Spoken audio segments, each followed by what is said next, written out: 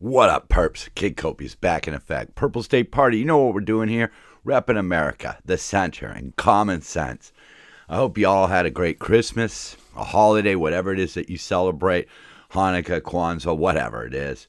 To me, like I always say, I celebrate the little C Christmas on one hand, and on the other hand, I celebrate the big C Christmas.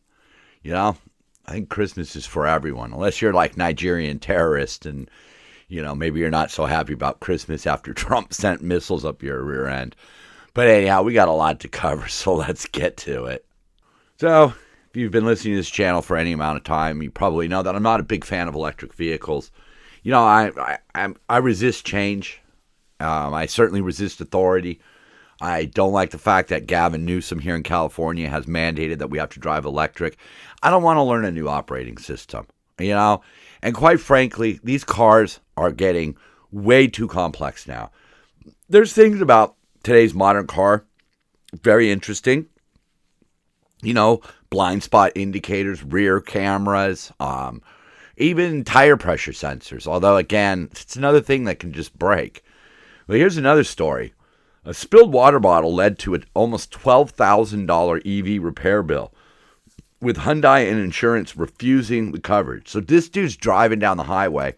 What is that? Interstate 4, wherever the heck that is.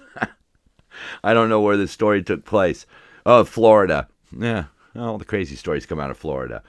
And he stopped suddenly, and a water bottle from his backseat flew forward, opened up, and spilled on his floor.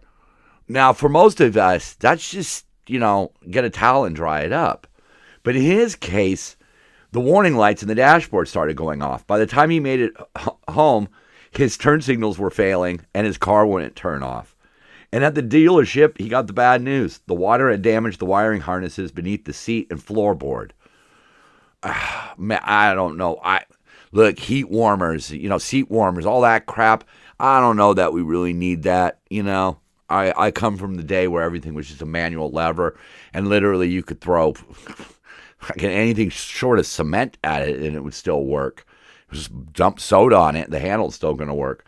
But instead, he gets a $11,882 bill, none of which was covered under warranty, because the dealership said it wasn't a manufacturer's defect, so that's not warranty. It's external factors. So he turned to his insurer, State Farm, but they denied the claim, determining the issue was caused by corrosion building over time, not a sudden accidental event. I don't know. Like one of the guys said here, cars are so complicated now, fixing them as a result is so much more expensive. They're basically computers on wheels. Yeah. And they're seeing that right now. You know, a recent analysis by Mitchell, a major software provider for auto insurance and repair shops, found that electric vehicles cost about 30% more to repair after an accident, averaging $6,000 per claim, as compared to $4,700 for fossil fuel cars or ICE cars, or just cars, as I like to call them. And, you know, electric vehicle premiums are now up 20%, which means when Gavin Newsom's little edict, King Newsom and his BS, you know, everybody's insurance is going to go up 20%. It's going to have to, because we're all going to have to drive electric vehicles. It's just a nightmare. And this is not just a one-off type thing. This is actually, you can look it up on Reddit, probably on YouTube. The Ioniq 5, a $10,000 nightmare. Time bomb beneath the front seats. And yeah, water obviously can affect both gas and electric powered vehicles, hybrids, hydrogen, anything. But most of that is that technology. And it's one of those ridiculous ripoffs where we're convinced that we need seat warmers, so they have to put all these electrics underneath the seats.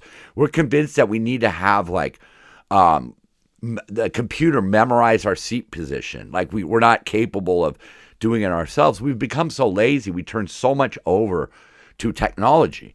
Earlier, you know, I was mentioning how I like those blind spot indicators. Those are built into your side mirrors. My mother's quite old car recently had the side mirror basically taken off because my brother can't drive or can't be bothered to pay attention while driving. And that was like $1,500 just to put that mirror back on. And that was a low cost through people we knew to do that. I mean, look at the bumpers on cars. You barely tap anything. And boom, it just falls right off. I mean, I used to smash into vehicles on purpose. And the bumpers were perfectly fine. But now they just pop right off. They just fall right off onto the floor, onto the road. It is ridiculous.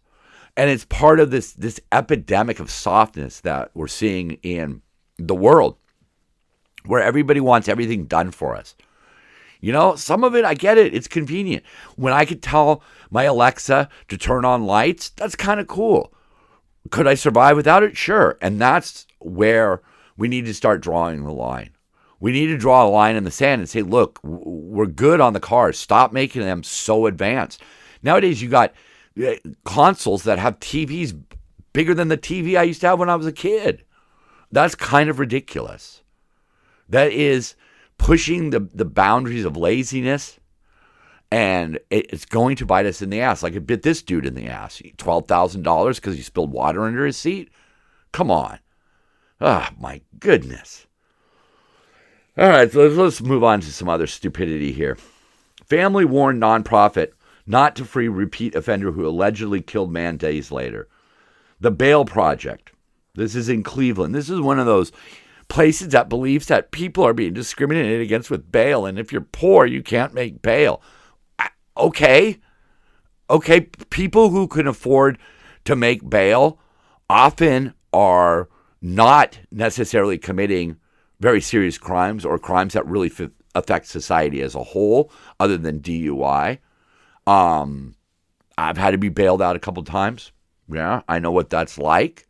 I understand places like the Bail Project. But again, don't just indiscriminately bail people out simply because they can't make bail. Think about who you're bailing out. If, for example, a working father goes out for a couple beers to watch a football game, okay? And he kind of gets into a fight because some people, he sort of, he didn't really start the fight, but he didn't exactly not start the fight. And he gets arrested. He can't make bail. He's going to miss work or something like that. Those are the people you should try to help. People who are generally good citizens who mess up and might, benefit from that. But this guy got bailed out. And a few days later, he murdered somebody. He's charged with it. He's charged with aggravated murder, aggravated robbery, felonious assault, and having a weapon while under disability. Not sure what that means, but he probably wasn't supposed to have a gun, being out that he was out on bail. But he murdered somebody at a rail station at 7:30 at night on December 14th. So this guy's family, the victim's name was Benjamin McComas. He was 27 years old. He was murdered, robbed. And then they look at how this guy got out or what he was in for. And he was originally different light rail station, but he was picked up for drug possession, breaking and entering, vandalism, obstructing official business, and possessing criminal tools in relation to a separate incident. So he was trying to break into something at the rail station, probably copper thieving. That would be one of my guess. And he was arrested. He was put in jail. His own family reached out to the Bail Project and said, don't do this. This is, as they said, no, this is not a good idea. You guys should just leave him where he is because he's been in and out of jail multiple times. He needs rehabilitation, not release. And they just dismissed it. They just wanted to bail him out. This is one of the problems I have the most with the left.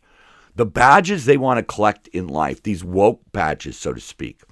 They want to be like, look, we bailed another guy out. We bailed another guy out. His own family is saying, for God's sakes, don't bail this guy out.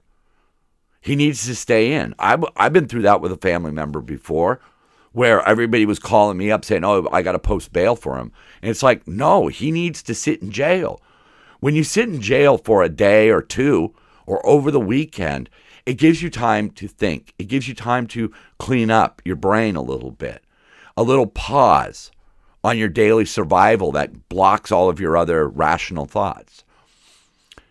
But when you just release him, they just feel like I could do whatever I want. I'm untouchable. We'll get to more of that in a minute. But I want to kind of juxtaposition that to what happened in New York. A senior citizen was sentenced to 4 years after shooting a mugger.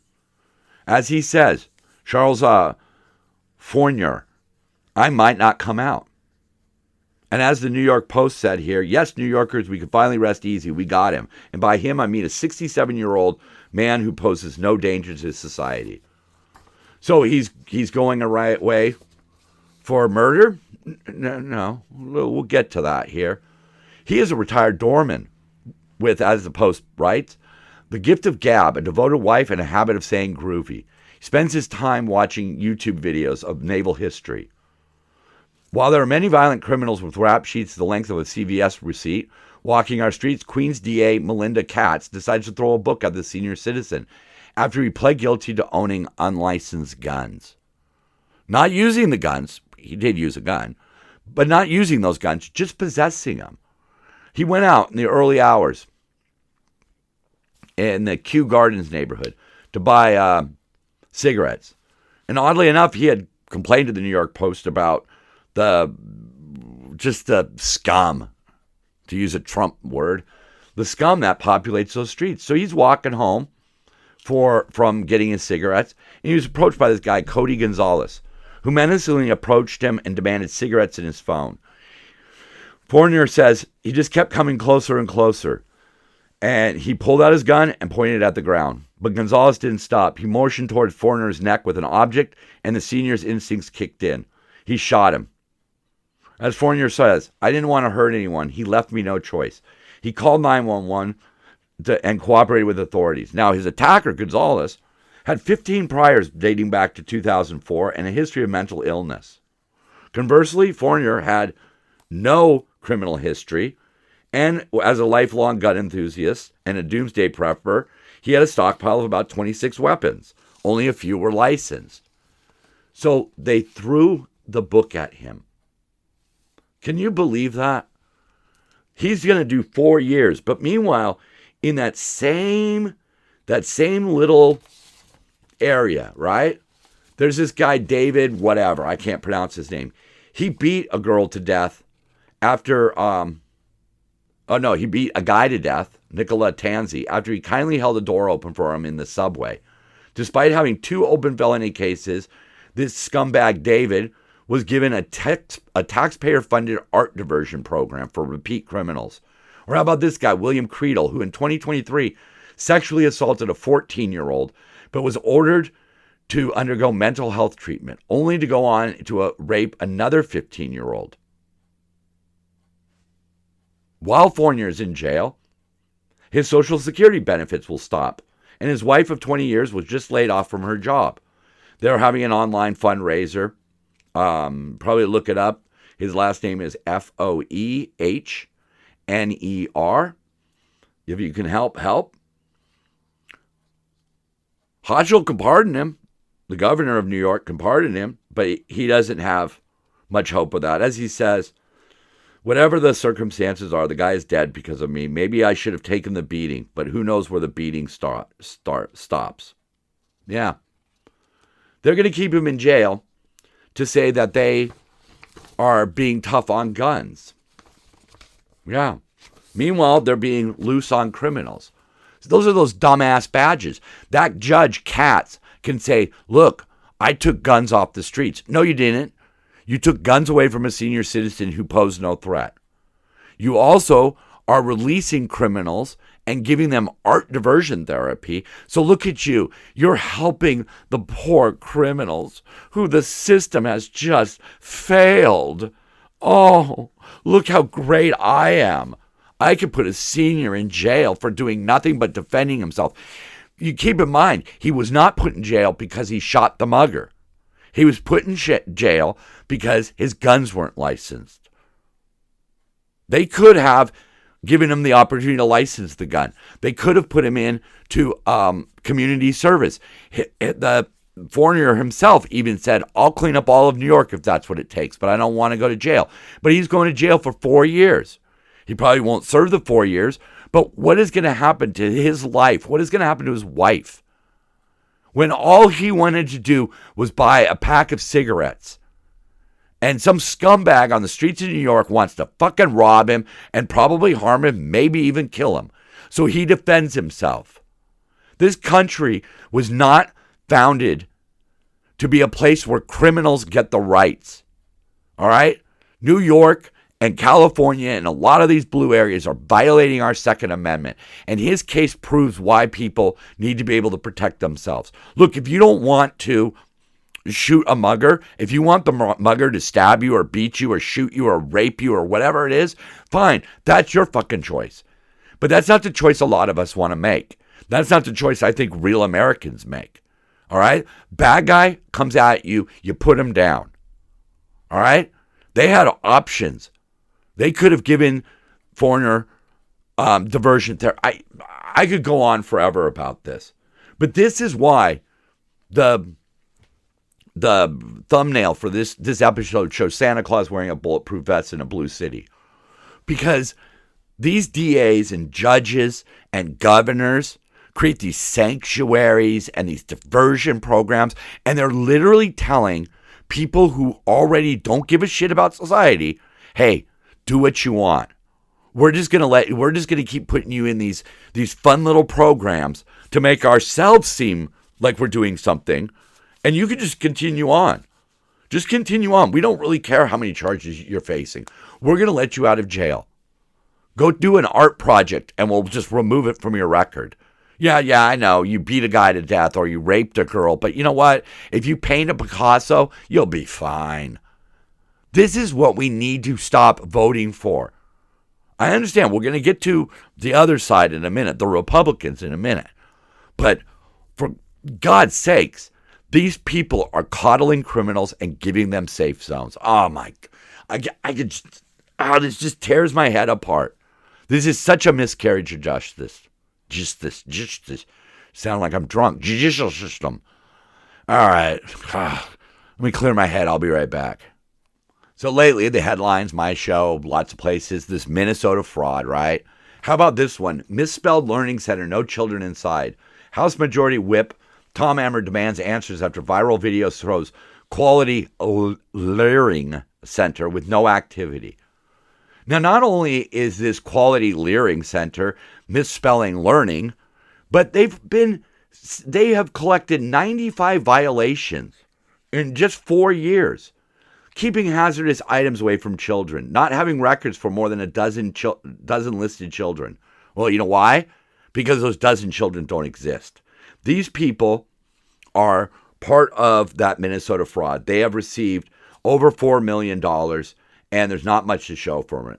So this YouTuber, I've never heard of this guy, Nick Shirley, and another man approached a building labeled the Quality Learing Center.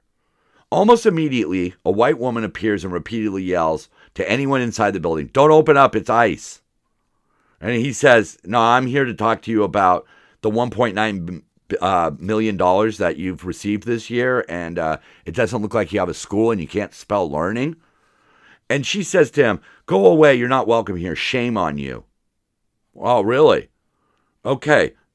So this school that couldn't even spell learning has gotten nearly $2 million in 2025 alone, and nobody noticed that something maybe was wrong? And you notice how it's a white liberal who falls back on something like ICE or racism, that race shield that they like to play. This is bullshit. It is our money that these people are living an extravagant lifestyle off of. Expensive cars, luxury trips, fancy houses. We bust our ass, then we turn our tax money over to the state and the feds. The least they could fucking do is spend it correctly. Is that really... Look, whether you are independent, a Democrat, or a Republican, I think one thing that we all have in common is that we don't want our government being defrauded. And if Tim Walz and the rest of the Minnesota government is going to turn a blind eye for fear of being called a racist, that's the problem right there. See, they collect those badges, right? Oh, we're woke, we're woke, we're woke. But an allegation of racism? Oh no. Are you going to take one of my badges away? Fuck that action. I don't care what color skin you have. If you're committing fraud, go after them. Go after them. I heard one recently about Karen Bass. Karen Bass, the mayor of LA. She was demonizing Hispanic ICE agents. Why would you want to do that to your own kind? And I know why.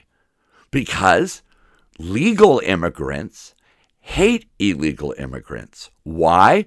Because the legal immigrants went through all the muck and mire to become U.S. citizens only for some asshole to jump the line.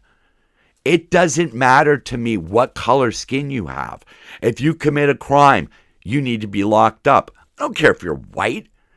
I couldn't even imagine that. I could not imagine if I was an ICE agent and I was working the northern border, stopping Canadians from coming in, and somebody said, wow, how do you sleep at night arresting your own kind? My own kind? I'm sorry, lady. The color of my skin and the color of other people's skin is not what dictates their values.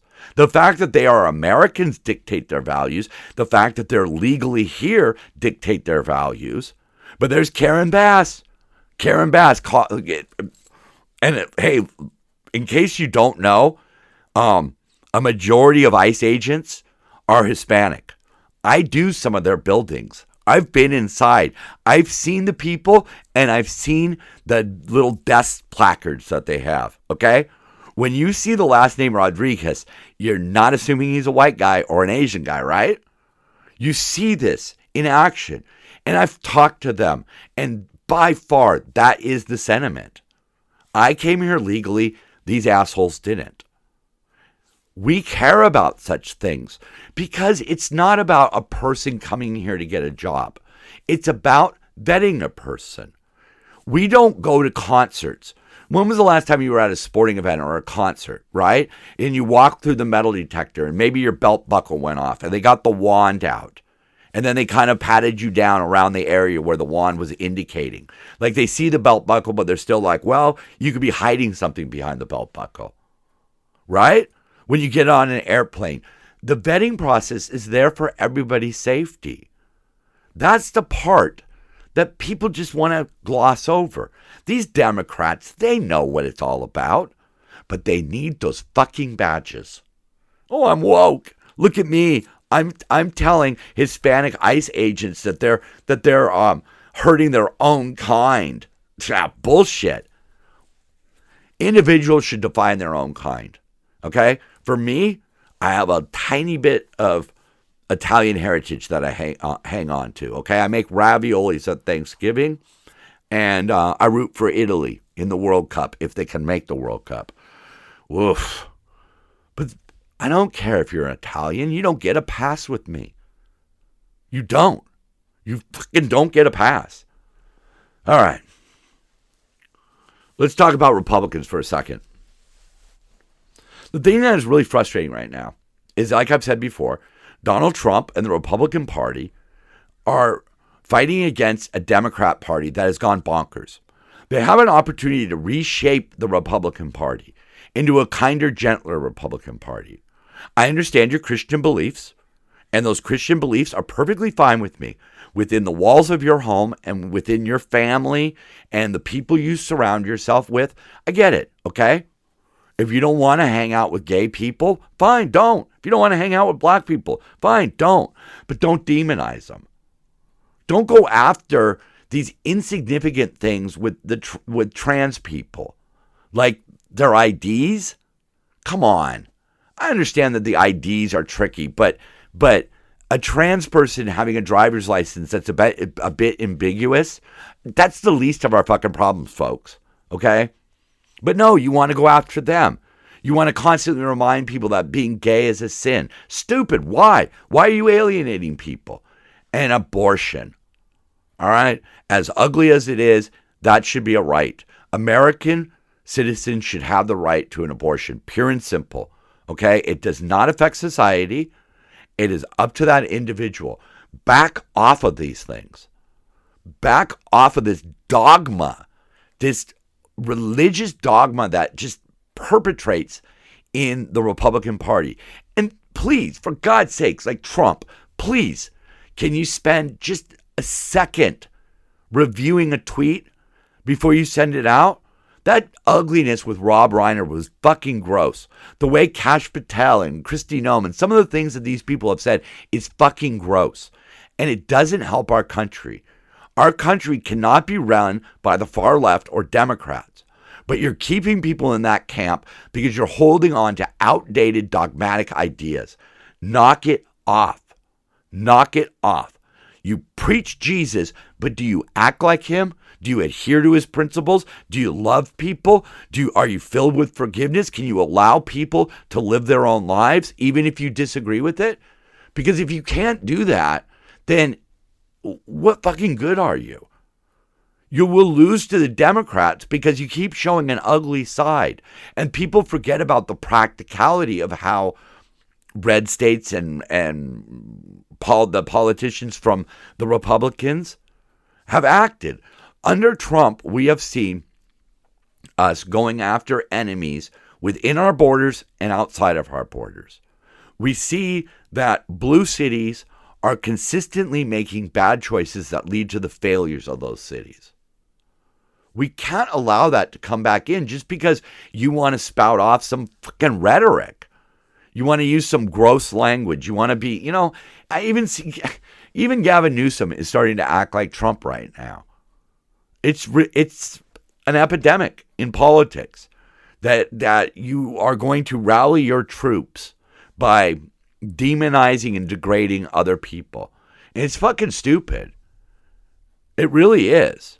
It just absolutely blows my mind.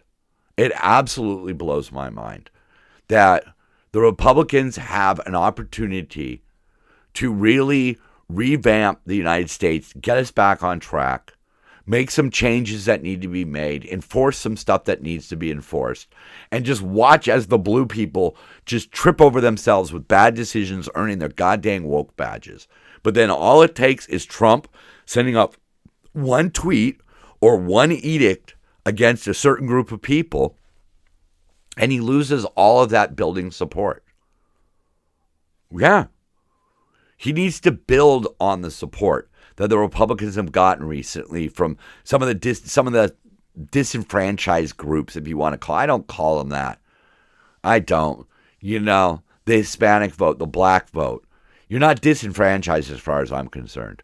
But if you continually demonize those people, what are you going to get? Where is the fight back? Why is it that the Republicans are sort of just allowing the narrative on ICE in the immigration raids? Why are they allowing that to continue? Why aren't they putting out the facts that people from all different walks of life are being arrested? Why aren't they harping on the fact that they're targeting sanctuary cities because the sanctuary cities have the chance to hand over the criminals, but instead release them to the streets where ICE has to go and track them down? They don't combat that. They're just like, it's our law. We're following the law. We're doing what's lawful. I said I was going to kick them out, so I'm going to kick them out. Well, maybe an olive branch to the community, because most of the community supports what Trump's doing and what ICE is doing. It's the way they're going about it. And the Democrats damn well know that they've been forced into that. Democrats dangle that bait out in front of the Republicans, and the Republicans cannot help but take the bait. We've seen it. You can see many ones. But you know what? I want to leave you with a silly one, man. You know what? The next year, we've been buying Christmas lights, and we're going to do a patriotic theme. And I thought, what would be really funny? It would be really funny. A giant Trump Santa Claus with a sign that says, "Remember, grab him by the sack." Peace, y'all. I'm Kid Copious. I'm Purple State Party. And so are you. Love one another. Keep on grinding. And you know what? You know what I'm going to say. When it all becomes too much, just turn it up and dance it out. Merry Christmas, y'all.